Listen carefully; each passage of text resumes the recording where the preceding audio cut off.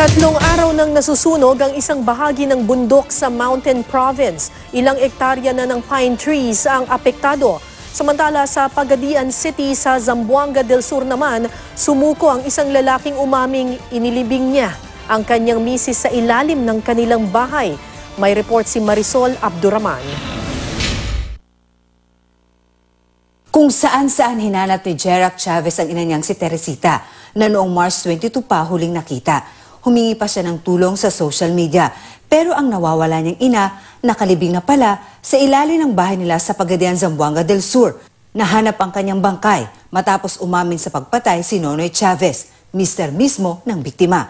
Ayon sa suspect, nag-away sila ng kanyang misis noong March 22 dahil sa galit. Nasuntok niya raw si Teresita at nawala ng malay ang biktima.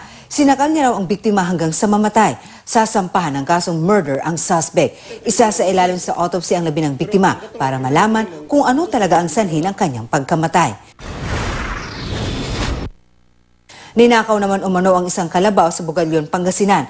Base sa investigasyon, nakatali sa likod ng bahay ang kalabaw ng tangayin na magsasakang si Rodolfo Manawat. Nahuli pa raw sa akto ng kaanak ng may-ari ang pagnanakaw ni Manawat, pero hindi raw nila ito hinabol dahil may dalang itak. Humingi sila ng tulong sa pulis. Immediately, yung aming responding elements pumunta po sa lugar sa may Barangay Pantal, and agad-agad nakita nila yung tao na hila-hila niya. Inaresto si Manawat. Nabawi naman ang kalabaw na nagkakahalagang 40,000 piso. Kinumpis ka rin sa suspect ang isang itak. Git ng suspect, binili niya ang kalabaw pero wala siyang naipakitang patunay na dokumento. Mahaharap sa reklamong paglabag sa anti-cattle rustling law si Manawat. Sa Bontoc Mountain Province, 3 araw nang lumalagablab ang apoy sa isang bahagi ng bundok sa Sitio Camaliton. Ilang ektarya ng pine trees ang nasusunog. Hindi pa malinaw ang sanhi ng sunog, pero ayon sa isang saksi, nakita niya ang isang magsasakang naglilinis ng paligid ng kanyang palayan gamit ang apoy. Hindi raw niya namalayan na kumalat ang apoy. Malayo sa National Road at kailangan pang tumawid sa isang sirang hanging bridge para marating ang lugar ng sunog. Agaw pansin naman ang traffic enforcer na si JC Russell na tila nagsasayaw habang nagmamando ng trapiko sa Balanga, Bataan. At kahit edad 64 na, araw-araw niya itong ginagawa na tila walang kapaguran.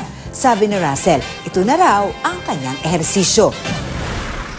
Tila nakipaglaro naman ang isang whale shark sa mga drivers sa Boracay.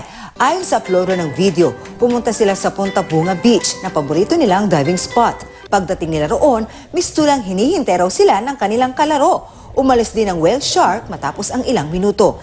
Ayon sa International Union for Conservation of Nature, endangered o nanganganib ng maubos ang whale shark. Makikita ang mga ito sa ilang lugar sa Pilipinas, gaya ng Sorsogon, Cebu at iba pa. Marisol Abduraman, GMA News.